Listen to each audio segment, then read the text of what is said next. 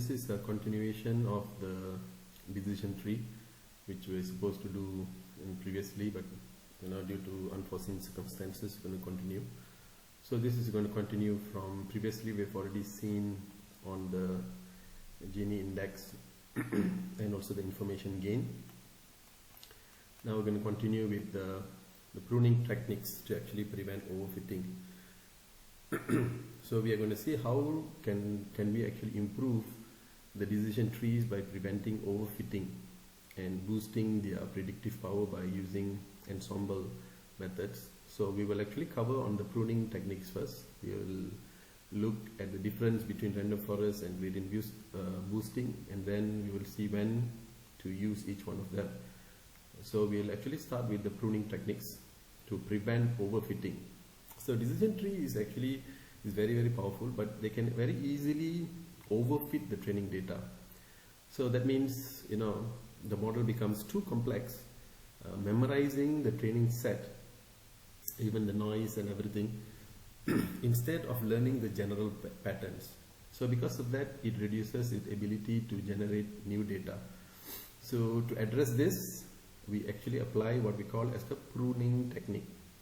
So this pruning technique helps to simplify the tree and improve its performance on new data. So let's actually look at one of the technique, which is known as pre-pruning. So pre-pruning or early stopping. So this means that we limit the tree's growth while it is being built. So we stop growing a branch when certain conditions are met. Like for example, if the node has too few samples, or the tree has reached a maximum allowed depth, or the split does not improve accuracy significantly. So this is example like saying don't let the tree get too deep or too detailed. So this is while the tree is growing, certain conditions are actually checked and it stops the tree from growing further. So these are the conditions that we can actually set under the pruning approach. So what is the benefit when we actually do the pre-pruning is that computationally it becomes faster and it becomes more efficient, and also prevents the tree from becoming unnecessarily too complex, too much of branches, too much of nodes. So this is especially if you have a very large data set, then you apply decision tree. Then you will see if you don't apply pre-pruning, you might end up getting too many branches. So the disadvantages is for the pre-pruning is that maybe it may stop too early and it may lead to underfitting. So earlier we see overfitting. Overfitting means it actually recognizes, captures all the traits of the data too detailed, that when you apply a new data, it is unable to generalize. At the same time, pre-pruning, if the pre-pruning conditions are not set properly, then it may lead to underfitting, meaning that you may miss some important patterns. And at the same time, when you actually bring in new data, then it may not be able to give you the right prediction or analysis or classification. So that is on pre-pruning. And what about post-pruning? So post-pruning is, it takes a slightly different approach. We allow the tree to grow fully first. Then we start to trim on the branches. So we remove back the branches that do not contribute much to improve the performance. So this is what it often requires a validation set or cross validation, which means this is a more data-driven kind of approach, and it uses this validation set to decide which branch to actually cut. So the advantages with this post-pruning is, of course, it's more data-driven, which means it actually by using the validation set, then we try to see whether is a particular branch useful or not. If it's not useful, then we cut it off. So that is what it meant by data driven. You use another new set of data to determine which branch to remove or to maintain. So the advantage is because you are based on validation set or data driven, it often tends to result in better generalization compared to pre-pruning. But what is the disadvantage? Of course, it requires more computation because you are going to do this process after the tree has fully grown. And it can be more complex to implement. So those are the disadvantages. So if you have a comparison table between pre-pruning and post-pruning, you can see when is it applied, during, and what is the main benefit and what are the possible setbacks.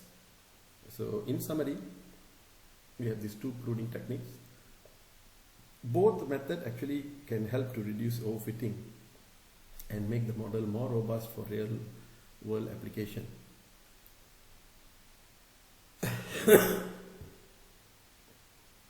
So some of the so which one that you should use? Sorry.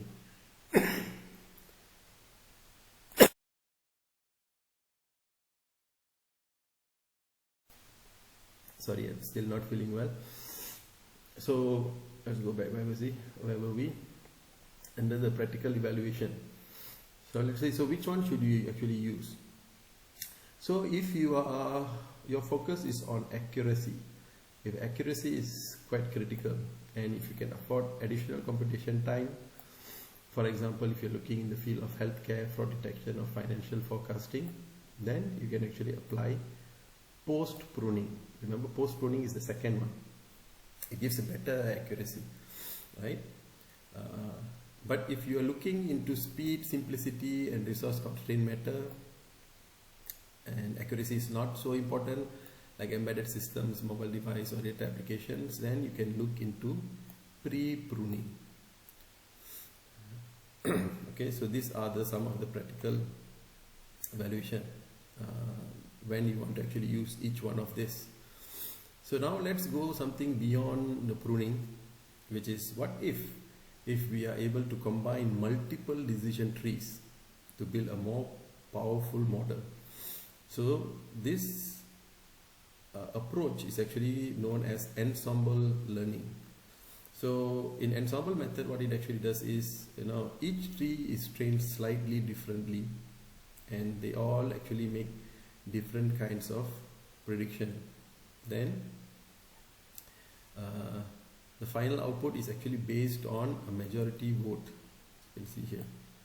So you have multiple trees trained on different subsets or variations of the data, and for each test sample, each tree will make a prediction. So now you not only have one tree, but you have multiple trees. And then the final prediction is based on majority vote, or this is used for classification, or you take average for regression. So some of the so now you have each tree giving up different kind of prediction, then you take the majority. So some of the common ensemble methods that are used are known as the random forest, gradient boosting, bagging, ADA boost. So we will actually focus on two of the most widely used model ensemble methods, which are random forest and gradient boosting. So both random forest and gradient boosting are popular ensemble methods, but they are designed differently and they have actually different strength. So we are going to see how does gradient boosting improve weak learners. So weak learners means we are referring to how each branch is being populated, and when does one method perform better than the other. So in order for us to answer these two questions, we need to first see how they actually work. So random forest, by the name itself, it actually builds many independent decision trees in parallel. So each tree is trained on a random subset of the data and a random subset of features. And the final output is based on majority voting. This is what we have seen earlier. So this actually helps to reduce on the variance, which means it actually gives a stable prediction.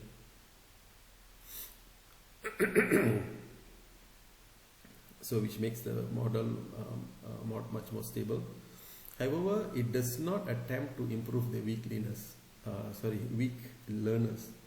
all the trees are equally weighted and built independently. So random forest, it does not attempt to improve the weak learners. It just has many independent trees. All of it will actually use a random subset of data and use a random subset of features, and all of them will actually get a prediction, and then you take majority voting and you'll see which majority wins. So there is no attempt to improve any weak trees, because all the trees are equally weighted and built independently. But if you look at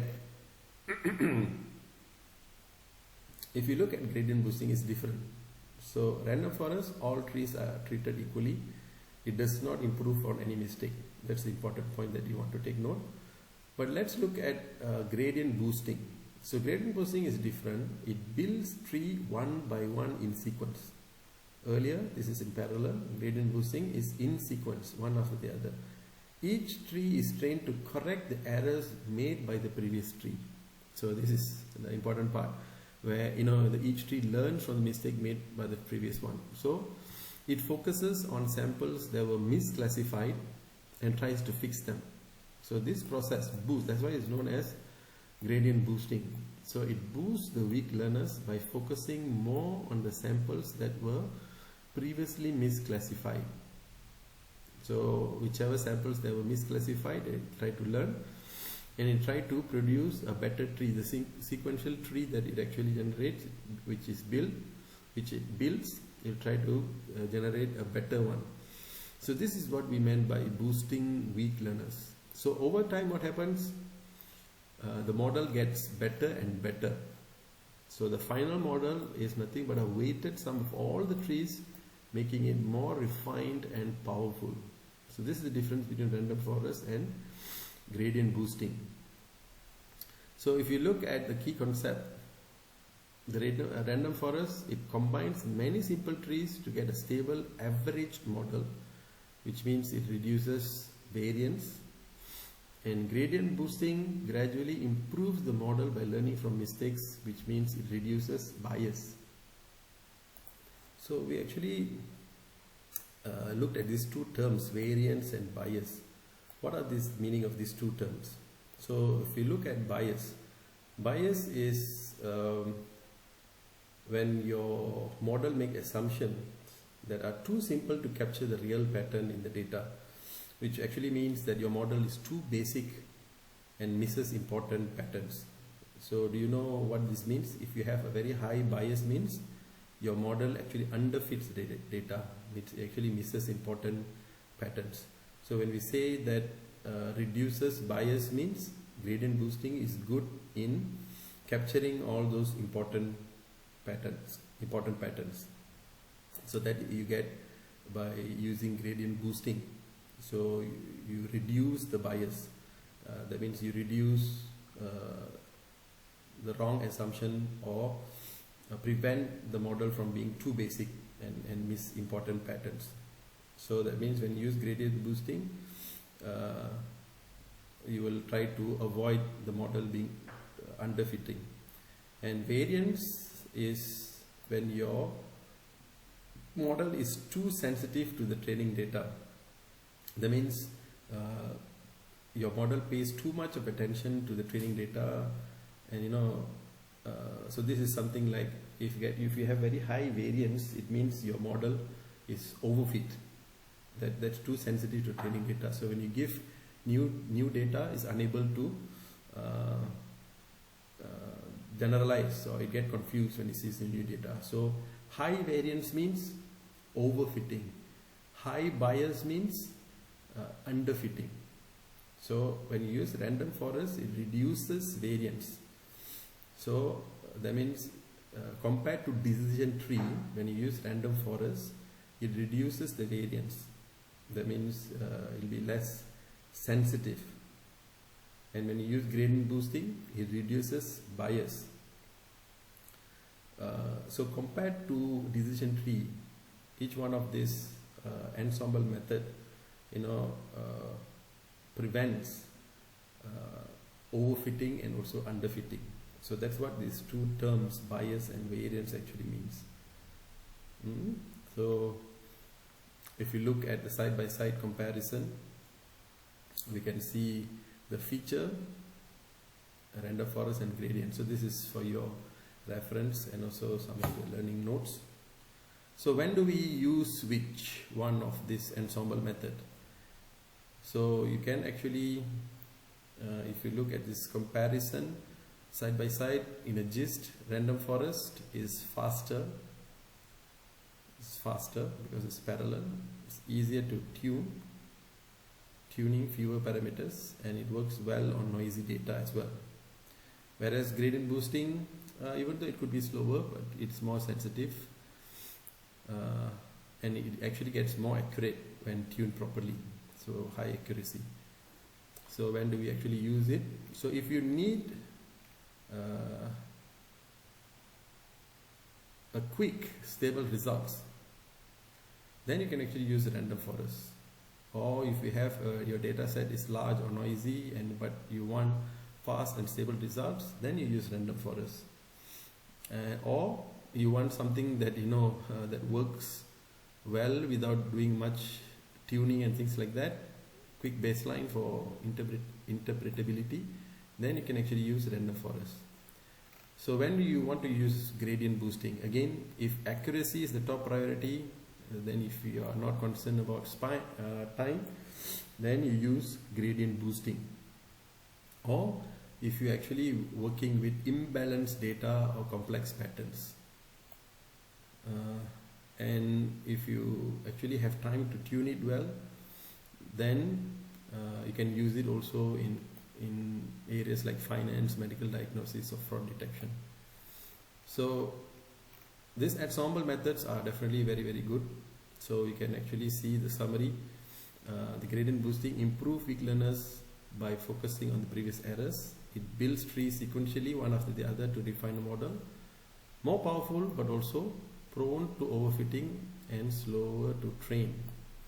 Random forest uses bagging and also random feature selection to grow many strong diverse trees in parallel.